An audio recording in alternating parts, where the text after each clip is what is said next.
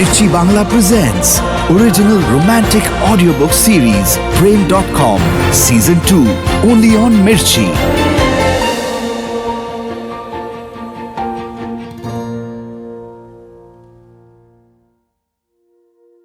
Mirchi Bangla presents original romantic audiobook series Prem.com Season 2. সুখবর, Prem.com Season 2 এবার রেডিওতেও প্রত্যেক শনিবার দুপুর 12টায় এবং প্রত্যেক রোববার বিকেল 4টায়। আর হ্যাঁ, আপনিও এবার নিজের লেখা গল্প পাঠাতে পারেন টিম Prem.com-কে। 2500 শব্দের মধ্যে ওয়ার্ড ডকুমেন্ট ফরম্যাটে আপনার লেখা গল্প মেইল করুন আমাদের। সাথে নিজের নাম, ঠিকানা আর ফোন নাম্বার লিখতে ভুলবেন না কিন্তু। মেইল আইডি হলো prem.com@gmail.com। বানানটা বলে দিই, premdotkom@gmail.com। আজকের গল্প 1.5 চামচ চিনি, লিখেছে আমাদের কলিগ O3। হ্যালো রিয়া, শোন না, একটা হেল্প লাগবে। বলছি, এলিয়টের প্রুফ রক নিয়ে একটা কোয়েশ্চেন আছে। আরে সাজেশনস লিস্টে আছে না যে Alfred Prufrock sums up the sordidness and futility of modern life, discuss. এটার অ্যান্সারটা একটু বলবি প্লিজ? প্রুফ রক ওটা তো গতবার এসে গেছে না? মানে স্যারের সাজেশনগুলোর মধ্যেও তো এটা ছিল না। সেটা আমি জানি, বাট যদি আবার ইচ্ছে করে ওই কোয়েশ্চেনটাই রিপিট করে দেয় আর আমি অ্যান্সারটা স্কিপ করে যাই, তাহলে তো ফুল কেস রে। সেই জন্যই টেনশন হচ্ছে। আর এটার অ্যান্সারটা না কোথাও পাচ্ছি না নোটসের মধ্যে। শ্রেয়া, আচ্ছা রিল্যাক্স, চিল কর। উফ, দেখ, sir has already made a suggestion list. সেই কোয়েশ্চেনগুলো কর, ওতেই হবে। আর আমি তো ওগুলোই শেষ করে উঠতে পারছি না। তুই আবার তার বাইরে গিয়ে মানে এরকম প্যানিক করছিস কেন? আরে ধ্যাত তেরিকা, তুই বুঝতেই পারছিস না। বাই চান্স যদি ওরা ওটাই দেয় তাহলে কি হবে বলতো? সিনেমাতে সারাদিন বইতে মুখ গুঁজে পড়াশুনো করে আর পড়া ছাড়া কিছু বোঝে না ওই মেয়েগুলোকে দেখেছেন? মানে কিছুটা দীপিকা ফ্রম ইয়ে জাওয়ানি হ্যায় দিওয়ানির ফার্স্ট হাফ।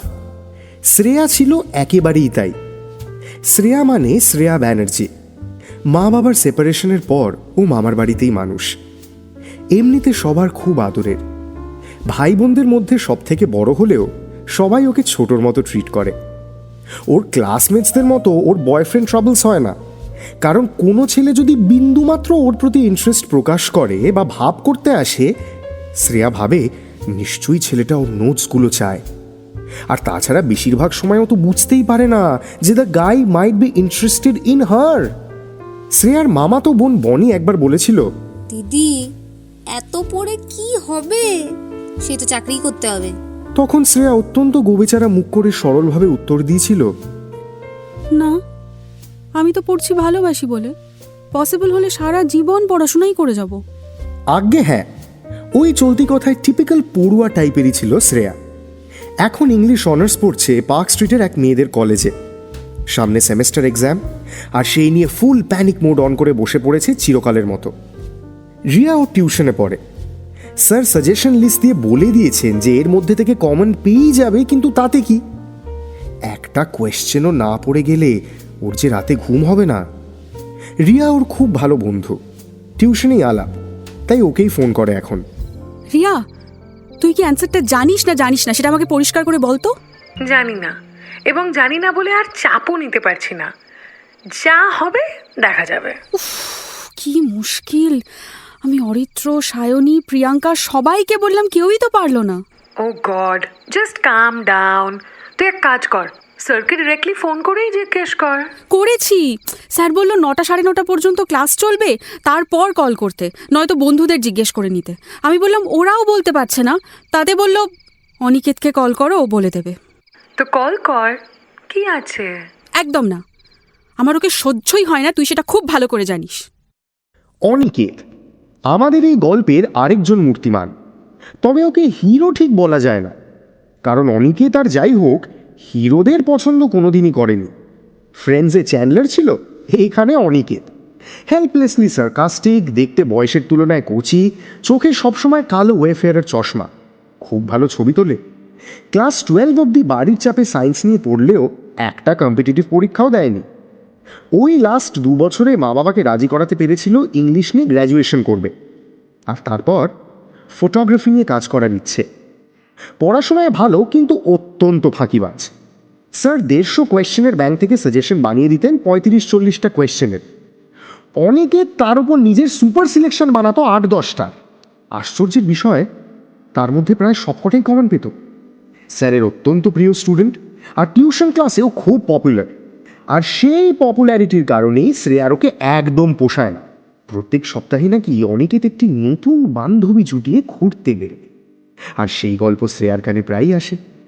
অনিকেত নিজেও এই গল্প বহুবার শুনেছে, শুনে খুব মজাও পেয়েছে।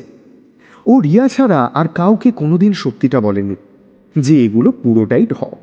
অত বেরোনোর থেকে ওর কাছে ল্যাদ খাওয়া, বই পড়া বা ল্যাপটপে সিনেমা দেখা অনেক শ্রেয়।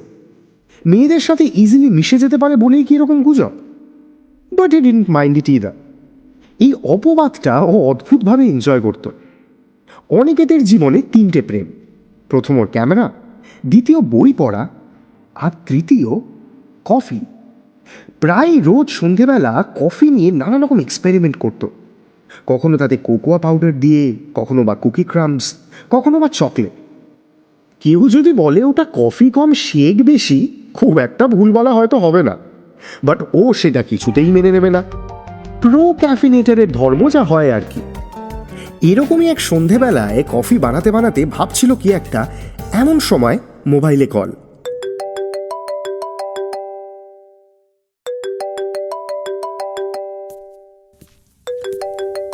এটা আবার কি? হ্যালো।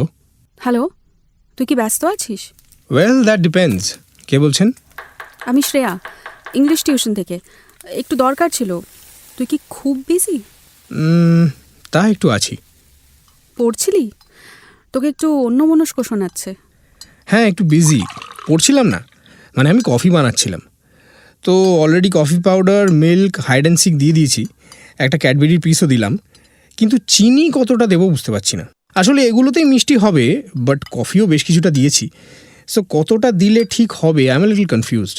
শোন, সেমিস্টার এক্সামস চলছে, আর আমি সেটার জন্যই তোকে কল করেছি। একটা কোয়েশ্চেনের অ্যান্সার পাচ্ছিলাম না, কয়েকজনকে কল করলাম, উত্তর পেলাম না। স্যারকে কল করলাম, স্যার একটু বিজি ছিল, বললো রাতে কল করতে বা তোকে জিজ্ঞেস করতে। তুই নাকি অ্যাপারেন্টলি জানিস, তাই আই কল ইউ। দ্য কোয়েশ্চেনটা হলো আলফ্রেড প্রুফরকের একটা ফিউটিলিটি অফ মডার্ন লাইফ নিয়ে। শ্রেয়া বেশ কিছুক্ষণ ধরে প্রশ্নটা বলল, শুধু বলল না, রীতিমতো এক্সপ্লেন করল, এবং ওই ব্যাপারে যত যা বুঝেছে সেগুলো সব বলে গেল গড়গড় করে। অন্যদিকে অনিকেত ঘাড় কাত করে ফোনটা হাতে আটকে মিক্সার গ্রাইন্ডারে ওর নতুন এক্সপেরিমেন্টের সামগ্রীগুলোকে একটা বড় চামচ দিয়ে নাড়তে নাড়তে শুনল একদম চুপ করে। শ্রেয়ার কথা শেষ হলে দীর্ঘশ্বাস ফেলল। কি হলো? না, আমি ভাবছি। তুইও জানিস না তো? আমি জানতাম, জাস্ট বেকার তোকে কল করলাম। আরে না না, আমি আনসার নিয়ে ভাবছি না। ওই যে তোকে বললাম না, কতটা চিনি দেবো সেটা নিয়ে আমি কনফিউজড। আসলে বেশি মিষ্টি হয়ে গেলে আমার আবার কেমন একটা মুখ মেরে যায়। মানেটা কি? আমি তোকে এতক্ষণ ধরে যা বললাম আদৌ কিছু শুনলি? সেটা নিয়ে না ভেবে তুই চিনি নিয়ে, উফ, বেকার আমার পড়ার সময় তোকে কল করে ওয়েস্ট করলাম। আরে এই উত্তরটা তো ভাবার কিছু নেই, ইটস প্রিটি সিম্পল। দেখ, Prufrock is lamenting his physical and intellectual inertia. Eliot যেভাবে লিখেছে তাতে ওই সময়। শ্রেয়া অবাক হয়ে শুনল অনিকেত কিরকম গড়গড় করে উত্তরটা বলে গেল। এটা শুধু মুখস্থ বলা নয়, জায়গায় জায়গায় থেমে ব্যাপারটা ওকে ভালো করে বুঝিয়েও দিল। এই প্রথমবার শ্রেয়ার মনে হলো ছেলেটা হয়তো অতটাও খারাপ না। শুধু ঘুরে বেড়ায় তা নয়, পড়াশোনাটাও মন দিয়ে করে। হালকা ইমপ্রেসড হলেও গলাটা ঝেড়ে নিয়ে নিজেকে গম্ভীর করে বলল, থ্যাঙ্কস, অনেকক্ষণ ধরে আটকেছিলাম এটা নিয়ে। আরে হ্যাঁ, এটা চাপের কিছু না। আমি তো আটকে আছি একটা মেজর সমস্যা নিয়ে। দেখ না, কতটা চিনি দেব কিছুতেই বুঝতে পারছি না। আচ্ছা তুই বলতো, তোর প্রবলেম তো আমি সলভ করে দিলাম, তুই কিছু একটা সাজেস্ট অ্যাটলিস্ট কর। শ্রেয়ার মনে হয়েছিল ও যেই প্রশ্নটায় আটকেছে সেটা মোটেও সোজা নয়। আফটার অল ও তো একা না, আরও কয়েকজনকে জিজ্ঞেস করেছে, কেউ তো পারেনি। আর অনিকেত সেটা যে শুধু তাচ্ছিল্যের সাথে বলে দিল তা নয়, সেটাকে পাত্তাও দিল না। তার থেকে কফিতে কতটা চিনি হবে সেটা ওর কাছে বেশি ইম্পর্টেন্ট। ভীষণ রাগের সাথে শ্রেয়া বলল, 1.5 চামচ। বলেই ফোনটা কটাস করে কেটে দিল। কেটে দিয়ে ফোনটা পাশে রেখে চোখ বন্ধ করে কয়েকবার জোরে জোরে নিঃশ্বাস নিল আর ছাড়ল। Breathe in, breathe out. কিছুক্ষণ পর মাথা ঠান্ডা হলো। না, এবার পড়তে যাই। ফোনটা চার্জে বসিয়ে পড়তে গেল শ্রেয়া। সেদিন রাতে খাওয়া দাওয়া করে শুতে যাওয়ার আগে শ্রেয়া ফোনটা চেক করলো অ্যালার্ম দেবে বলে। চার্জ থেকে খুলে দেখলো অনিকেতের একটা মেসেজ। মিষ্টির অ্যামাউন্টটা পারফেক্ট ছিল, থ্যাঙ্কস। ও হ্যাঁ, সঙ্গে 3টে জিভ বের করা ভূতের স্মাইলি। শ্রেয়া মুচকি হেসে ফোনে অ্যালার্ম দিয়ে শুয়ে পড়ল। নেক্সট 2-3 সপ্তাহ পরীক্ষা দিতে দিতেই কেটে গেল। এক্সাম ডেটস ছড়িয়ে ছিটিয়ে পড়েছে, তাই আর টিউশনের বন্ধুদের কারোর সাথেই শ্রেয়ার দেখা হয়নি। পরীক্ষা শেষ হওয়ার পর কেমন হয়েছে সেটা নিয়ে শ্রেয়ার অ্যাজ ইউজুয়াল ভীষণ টেনশন। পরীক্ষার পর টিউশনে প্রথম দিন, সেখানেও ক্লাসের পরে সবাই যখন কথা বলছে, শ্রেয়া দেখল বাকিদেরও একই অবস্থা। কি যে হলো, রেজাল্ট যে কি হবে, কেউ কিচ্ছু বুঝতে পারছে না। কিন্তু এই সবের মধ্যে অনিকেত একেবারেই চিন্তিত না। দিব্যি আর কি ঠাট্টা করছে, কোনো টেনশনই নেই।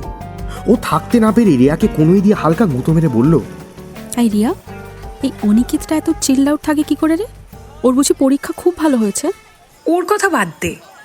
স্যার যে কটা সাজেশন দিয়েছিল তার মধ্যে ওর মতে 7টাও পড়ে গেছিল, আর বলছে তার মধ্যে নাকি 4টে কমনও পেয়েছে, আর বাকি দুটোও নাকি ও ঠিক লিখে দিয়েছে। কি 7টা পড়ে 4টে কমন পেলো? শিওর ঢপ মেরেছে, নয়তো চিটিং করছে। আরে ধুর, কিচ্ছু চিটিং না, ও এরকমই, আমি জানি। আর তাছাড়া আমি কোনোদিনই ওকে পড়াশুনো নিয়ে এত টেনশন করতে দেখিনি। কিন্তু তুই এত রাগ করছিস কেন? রাগ করবো না, আমি খেটে খেটে এতগুলো পড়ে গেলাম, আর ও কিনা ধ্যাৎ, বেশি পাকা। এই জন্যই পছন্দ হয় না ওকে। যাই হোক, আমি এগোই, বুঝলি? আজ আমার ড্রাইভার আসেনি তো, তাই গাড়ি নেই, অটোতে ফিরবো। বাই। রিয়াকে টাটা করে দিয়ে শ্রেয়া এগিয়ে গেল সল্ট লেক 13 নম্বর ট্যাঙ্কের অটো স্ট্যান্ডের দিকে। রিয়ার বাড়ি উল্টো দিকের ব্লকে, তাই ও হেঁটেই বাড়ি ফেরে। টিউশন ক্লাসের বাইরে ভিড়টা হালকা হয়ে গেছিল। ওদিকে আকাশে বেশ মেঘ করেছে, হালকা ঝিরঝিরে বৃষ্টি শুরু হলো, তবে সেটা এতই কম যে গা ভিজবে না। অনেকে ইউজুয়ালি সবার শেষে বেরোয়, সেদিনও অন্যথা হয়নি। হাঁটতে হাঁটতে যখন 13 নম্বর ট্যাঙ্ক ক্রস করছে, তখন দেখল শ্রেয়া অটো স্ট্যান্ডের কাছে একা দাঁড়িয়ে আছে ছাতা খুলে, আর গম্ভীর মুখ করে এদিক ওদিক দেখছে। ওকে দেখেও যেন না দেখার ভান করলো। কি রে, তুই এখানে? সান্টা ক্লজের অপেক্ষা করছি, ক্রিসমাসের গিফটটা পেন্ডিং তো, তাই। Wow, you trying to be funny. I like the effort. যাই হোক, আমি জিজ্ঞেস করছি কারণ তুই তো গাড়িতে ফিরিস। হ্যাঁ ফিরি, কিন্তু আমাদের ড্রাইভার ছুটিতে আছে, তাই ট্যাক্সি নিয়ে চলে এসেছি। কিন্তু ফেরাটা আজ অটোতে ফিরবো। কেন, তোর প্রবলেম আছে তাতে? ছোট্ট একটা প্রবলেম আছে ম্যাডাম, আজকে অটো বন্ধ। পেট্রোল ডিজেলের দাম বেড়েছে, সেই জন্য স্ট্রাইক। স্ট্রাইক? এতক্ষণে বলছিস তুই সেটা? উফ, তুই কিভাবে ফিরবি তাহলে? আগে তো জিজ্ঞেস করিসনি, হঠাৎ কেন বলতে যাব? আর আমি এখান থেকে হেঁটে উল্টোডাঙা যাব, ওখান থেকে অটো নেব। আসার সময় ওখানে দেখলাম অটো কম আছে, লাইন পড়ছে, বাট চলছে। ব্যাস, তাহলে আমিও হাঁটবো উল্টোডাঙা পর্যন্ত। বেশ তো, চল একসাথেই যাই। একসাথে না, তুই একটু আগে আগে যা, নয়তো কে কোথা থেকে দেখতে পাবে, আর পরের দিন ক্লাসে গিয়ে শুনবো আমি নাকি তোর সাথে ঘুরতে বেরোই। যেন আমার কত শখ। সে লোকে কি বললো তাতে কি যায় আসে? কুছ তো লোগ কহেঙ্গে, লোগো কা কাম হ্যায় কেহনা। উফ, বাজে ডায়লগ। এই, নট আ ওয়ার্ড এগেনস্ট কিশোর, ভগবানকে নিয়ে আর কি নয়। ওকে ওকে, কিশোর আমারও খুব পছন্দের, ঠিক আছে। এইসব কথার মাঝে দুজন নিজের অজান্তেই কখন হাঁটতে শুরু করেছিল। শ্রেয়া অনিকেতকে আগে আগে হাঁটতে বললেও ও যে ঠিক পাশে পাশেই হাঁটছিল সেটা শ্রেয়া রিয়েলাইজ করেনি। অনিকেত কথার ফাঁকে রিয়েলাইজ করলো যে ও যাই বলুক, শ্রেয়া টপিকটাকে ঘুরিয়ে ঠিক পড়াশুনোতেই টেনে নিয়ে আসছে। মেয়েটা ইন্টারেস্টিং, সুইট, আর অন্য মেয়েদের মতো ওর সাথে অত সহজে কথা বলে না, তাই এমনিও ওর প্রতি অনিকেতের আকর্ষণটা হয়তো একটু বেশিই ছিল। কিন্তু এ তো আচ্ছা মুশকিল, পড়াশুনো ছাড়া যদি আর কিছু নিয়ে কথাই না বলে, তাহলে ওর ব্যাপারে অনিকেত জানবে কি করে? এসব ভাবতে ভাবতে সল্ট লেক পিএনবি ক্রস করে এসে বাইপাসের কাছে রাস্তা পার হবে বলে ওরা পৌঁছলো। সিগন্যালে গাড়িগুলো দাঁড়িয়ে, একটা বাস প্রায় গড়িয়ে গড়িয়ে আসছে, বোঝাই যাচ্ছে ওটা ঠিক দাঁড়িয়ে যাবে। আর বাসটা কিছুটা দূরেই ছিল, কিন্তু শ্রেয়া ক্রস করতে গিয়ে হুট করে দাঁড়িয়ে গেল। অনিকেত একটু চমকে গিয়ে ওর হাতে হালকা ঠেলে বলল, কিরে চ। এই এই, তুই কি আমাকে চলন্ত বাসের সামনে ধাক্কা দিবি নাকি রে? আজব ছেলে তো তুই। হ্যাঁ, মাঝ রাস্তায় ওরকম করে চেঁচিয়ে বলাতে অনিকেত থমকে গেল। না, বাসটা তো দূরে আছে, তুই মাঝখানে দাঁড়ালি তাই আমি মানে শোন, আমাকে একদম ধাক্কা দিবি না বলে দিচ্ছি। অনিকেতের একটু রাগই হলো, বলা ভালো রাগের চেয়ে অপ্রস্তুত হয়েছিল বেশি। আর কথা বাড়ালো না, মনে মনে বলল, একেবারে বদ্ধ পাগল, যা ভেবেছিলাম তার থেকে অনেক বড়। বাবা রে। উল্টোডাঙ্গা পৌঁছে অনিকেত শ্রেয়াকে 1 নম্বরের অটোতে তুলে দিল, দিয়ে বলল, ঠিক আছে, সাবধানে যাস। তুই 1 নম্বর পর্যন্ত যাবি না? এখানেই ছেড়ে দিবি? না, আমি তো লেক টাউনের অটো ধরি, ওখানে নেমে আবার নাগের বাজারের অটো ধরবো। ও, আমি ভাবলাম রাত হয়েছে বলে তুই এগিয়ে দিবি। হ্যাঁ, রাত হয়ে গেছে আর ওয়েদারটাও ভালো না। ঠিক আছে, চল। অটোতে অনিকেত আর খুব একটা বেশি কথা বলেনি। একে তো বেচারা সামনে চালকের পাশে ঝুলে বসেছে, আর ম্যাডাম পেছনে দিব্যি হাওয়া খেতে খেতে চলেছেন, আর তারপর কি প্রশ্নে কি রিয়াক্ট করবে তো জানা নেই। একবার অলরেডি ধমক দিয়েছে, আবার কি বলতে কি হবে। তার থেকে বরং ও ঠিক করলো যে 1 নম্বরে নেমে যখন ওকে এগিয়ে দেওয়ার জন্য শ্রেয়া থ্যাংক ইউ বা গুড বাই বলবে, তখন ও খুব ক্যাজুয়ালি বলবে যে ওরকম রিয়াক্ট না করলেই পারত। ও কিছু মাইন্ড করেনি, বাট তাও। কিন্তু এত ভাবনা চিন্তা সব গেল ভেস্তে। 1 নম্বর পৌঁছতেই শ্রেয়া হুড়মুড়িয়ে নেমে অটো ড্রাইভারকে ভাড়া দিয়ে দৌড়ে সামনে দাঁড়ানো বাসটায় উঠে পড়ল। যা বাবা, এ তো আজব মেয়ে। একটা থ্যাংক ইউ না, টাটাও বললো না, কিছুই বললো না। আমি যেচে এতটা এলাম। কিছুক্ষণ অবাক হয়ে দাঁড়িয়ে শ্রেয়ার বাসটার দিকে তাকিয়ে থাকলো। বাসটা দূরে চলে যেতে যেতে আস্তে আস্তে ছোট হয়ে হারিয়ে গেল। অনিকেত পকেট থেকে মোবাইলটা বের করে পিং করলো। বাড়ি পৌঁছে জানাস। ফোনটা পকেটে ঢোকানোর আগেই দেখলো রিপ্লাই এসেছে, একটা শব্দ, না। আলোচনা শেষ, তুমি আমি অন্য পথে যাব, মহাকাশ ভর্তি কষ্ট পাবো, এটাই খবর বিশেষ বিশেষ। আলোচনা শেষ, আজ থেকে শত্রুতাই থাকুক, ভালোবাসা খুব গুলো মাখুক, ছাড়বো শহর ছাড়বো দেশ। আলোচনা শেষ, বিশেষ বিশেষ খবর, আংশিক মেঘলা আকাশ, প্রয়োজন প্রিয়জন, তবু বৃষ্টির নেই যে আভাস। কাটিয়ে উঠো এই ভালোবাসার রেশ। আলোচনা শেষ, তুমি আর শুনতে চাইছো কই, আমিও তো হারতে রাজি নই, এটাই খবর বিশেষ বিশেষ। আলোচনা শেষ, বিশেষ বিশেষ খবর, আবহাওয়া প্রার্থিত নয়, ভেঙে যাক উড়ে যাক, বলি তুমি তো আমার কেউ নয়। হাসিয়ে দিও এতদিনের অভ্যেস। আলোচনা শেষ, একি তুমি কাঁদছো কেন বলো, আচ্ছা ঠিক আছে বাড়ি চলো। আলোচনা শেষ। পরের 2টো ক্লাস অনিকেত টিউশনে এলো না। স্যারও জিজ্ঞেস করলো, কেউ জানো ওর কি হয়েছে? ও তো ইউজুয়ালি ক্লাস মিস করে না। Is everything alright with him? জানি না স্যার, আমি ফোন করেছিলাম, তোলেনি। মেসেজ করেছিলাম, তখন লিখলো পরে কথা বলবে। রিয়া আর স্যারের এই কথা শুনে শ্রেয়ার একটু খারাপই লাগলো। মুখে কিছু বলল না, বাট মনে মনে একটু চিন্তিত হয়ে পড়ল। যেই মেয়েটা জীবনে পড়াশুনো ছাড়া আর কিচ্ছু ভাবেনি, সেই মেয়েটা সেদিন ক্লাসে সারাক্ষণ থেকেও যেন ছিল না। ক্লাস শেষ করে বেরিয়েই ও হোয়াটসঅ্যাপটা খুলে দেখল অনিকেত অনলাইন আছে। ও পিং করলো, তুই ঠিক আছিস? না। শ্রেয়া কিছুক্ষণ তাকিয়ে থাকলো স্ক্রিনটার দিকে। এর আগেও নোটিস করেছে যতবার যেটুকু কথা হয়েছে অনিকেতের সাথে, ও ভীষণ ইমোজি ইউজ করে, আর একসাথে 3টে স্মাইলি পাঠায় মেসেজের শেষে, পেটেন স্টাইল। সেদিন ক্লাস থেকে উল্টোডাঙ্গা অবধি হেঁটে ফেরার সময় অনেক কথা বলছিল। শ্রেয়া পড়াশুনো ছাড়া খুব একটা কথা বলেনি।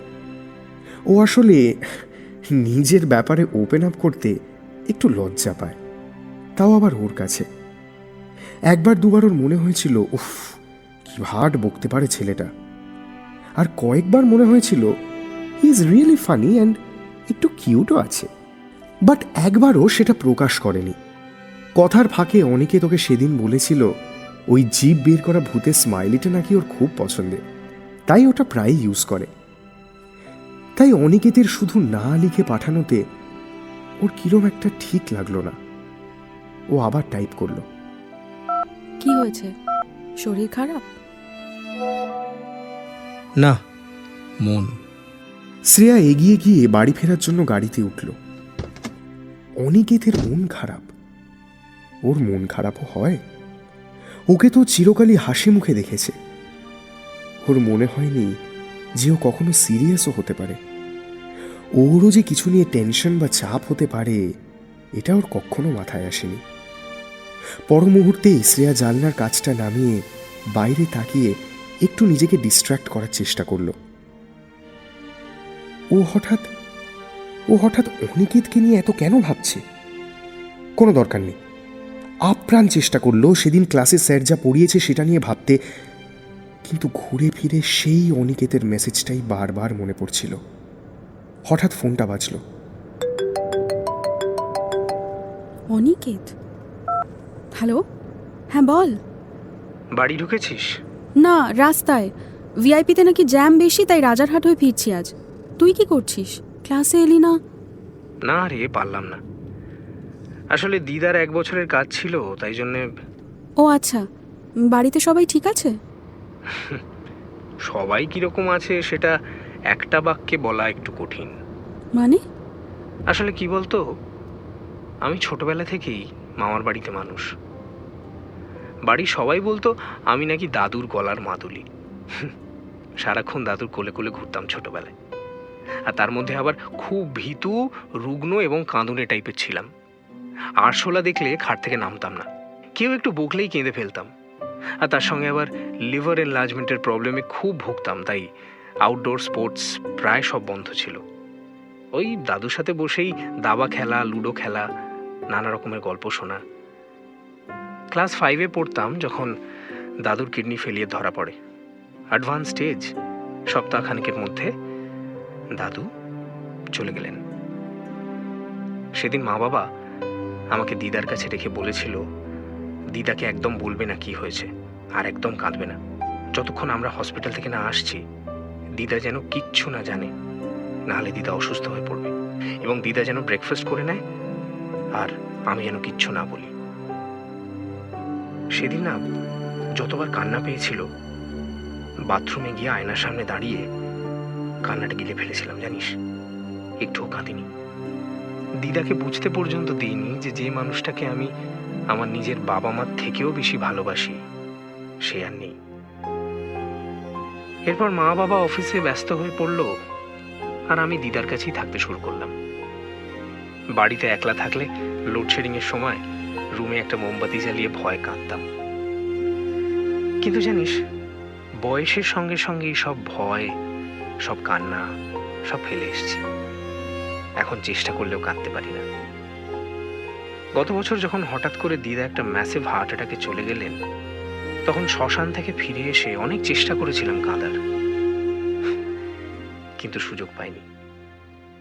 মাকে, মামাকে, মামিকে সবাইকে সামলাতে হয়েছিল সেদিন, তাই নিজের কান্নার আর টাইম পেলাম না।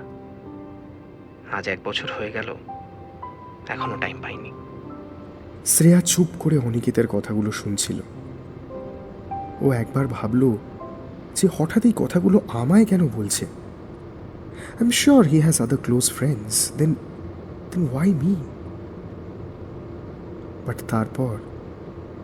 তারপর গল্পগুলো শুনতে শুনতে ও নিজের জীবনের সাথেও অদ্ভুত একটা মিল খুঁজে পায়।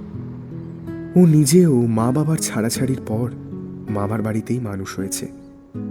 ও নিজেও ওর দাদুর খুব ন্যাওটা ছিল। দাদু এই কয়েক বছর হলো আর নেই। শ্রেয়াও খুব মিস করে, কিন্তু কাউকে বলতে পারে না। তুই হয়তো ভাবছিস হঠাৎ দুম করে আমি এই কথাগুলো কেন বললাম। আসলে কি বলতো, আমার যে বন্ধুরা আছে তারা সবাই ভাবে যে তারা আমায় খুব চেনে, হয়তো কিছুটা তাই। আর সেই জন্যেই আমার না একটা ওই ফিয়ার অফ জাজমেন্ট কাজ করে ওদের সামনে। কিন্তু এই যে তুই আমায় চিনিস কিন্তু জানিস না, তাই তোর সামনে ওই জাজ হওয়ার ভয়টা নেই। তাই সত্যি বলতে জানি না কেন তোকে আজ ফোন করে সব কথাগুলো বলতে ইচ্ছে করলো। অ্যান্ড বাই দ্য ওয়ে, তোর ব্যাপারে আমি কিছুই জানি না, আর তুই তো এমনিও আমায় খুব একটা পছন্দ করিস না, তাই বাই চান্স জাজ করলেও খুব একটা চাপ নেই। না না, এরকম কিছু নয়। কে বলেছে তোকে? ও, আমি ভুল বললাম? না, আমি সেটা বলছি না। কি রে, চুপ করে গেলি? আসলে আমার খুব কম বন্ধু, জানিস। নিজেকে চিরকাল পড়াশুনো নিয়ে ব্যস্ত রেখেছি তো। বাট তোর কথা শুনেই প্রথম আমি কারোর সাথে এতটা রিলেট করলাম। আর হ্যাঁ, এটা সত্যি, তোকে আমার পছন্দই হতো না, কারণ তোর ব্যাপারে আমি ভালো তো খুব একটা কিছু শুনিনি। কিন্তু তোর সাথে কথা বলে মনে হচ্ছে যা শুনেছি আর যা দেখছি দুটো অনেকটাই আলাদা। তাহলে এবার কি? এবার ইয়োর টার্ন। আমার গল্পটা তো আমি বললাম, এবার তোরটা জানতে চাই। সে হবে একদিন। এখনই বাড়ি ঢুকছি, পরে কথা হবে, হ্যাঁ? আর শোন, সাবধানে থাকবি, বেশি আপসেট হয়ে থাকবি না কিন্তু। Doesn't suit you. বাই। ফোনটা রেখে শ্রেয়া গাড়ির জানলার কাজটা নামিয়ে দিল। বাড়ি পৌঁছতে আরও প্রায় 10 মিনিট লাগবে। খোলা জানলা দিয়ে ভুরভুর করে হাওয়া আসছে, আর তার সঙ্গে আসছে একটা অদ্ভুত স্বস্তির অনুভূতি। এমন এক অনুভূতি যেটা আগে শ্রেয়ার কখনো হয়নি। স্কুল ডেইজে রবিনসন ক্রুসোর গল্প পড়েছিল। মানুষটা একা একটা আইল্যান্ডে বহুকাল থাকার পর আরেকটা মানুষকে খুঁজে পেয়েছিল, যাকে নাম দিয়েছিল ফ্রাইডে। তাহলে তাহলে ওরও কি একটা ফ্রাইডে আছে? শ্রেয়াও কি ওর ফ্রাইডেকে খুঁজে পেল? মোবাইলে একটা মেসেজ ঢুকলো, অনিকেত। আজকের কনভারসেশনটার পর একটু রিলিভড লাগছে, তবে এটার জন্য আমি ধন্যবাদ বলবো না, বরং বলবো কাল কলেজের পর ব্যাক গেট দিয়ে বেরোবি না। ফ্রন্ট গেটের পাশে সেন্ট থমাস চার্চের সামনে আমি থাকবো। তোকে নিয়ে অক্সফোর্ড চা বারে যাব। ওখানেও নয় একবার বলে দিস ওদের কফিতে কতটা চিনি নিলে পারফেক্ট হবে ফর মি। আর হ্যাঁ, it's my treat for this evening. এবং কফির সঙ্গে তোর গল্পটা শুনবো। আর হ্যাঁ, বাড়ি পৌঁছে জানাস। শ্রেয়া মুচকি হেসে ফোনটা ব্যাগে ঢুকিয়ে রাখল। সেদিন ও আর আগের দিনের মতো রিপ্লাই করেনি। গাড়ি থেকে নেমে বাড়ি ঢুকতে ঢুকতে মেসেজ করে দিল, পৌঁছে গেছি, কাল দেখা হচ্ছে, গুড নাইট। আর হ্যাঁ, মন খারাপ করিস না।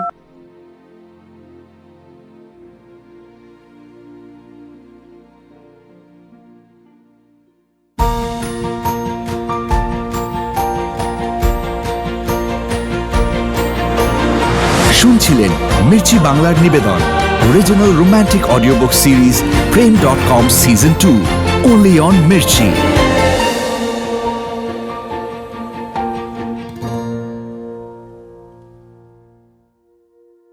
প্রেম.com সিজন 2-তে আজকে শুনলেন 1.5 চামচ চিনি। লিখেছে আমাদের কলিগ O3।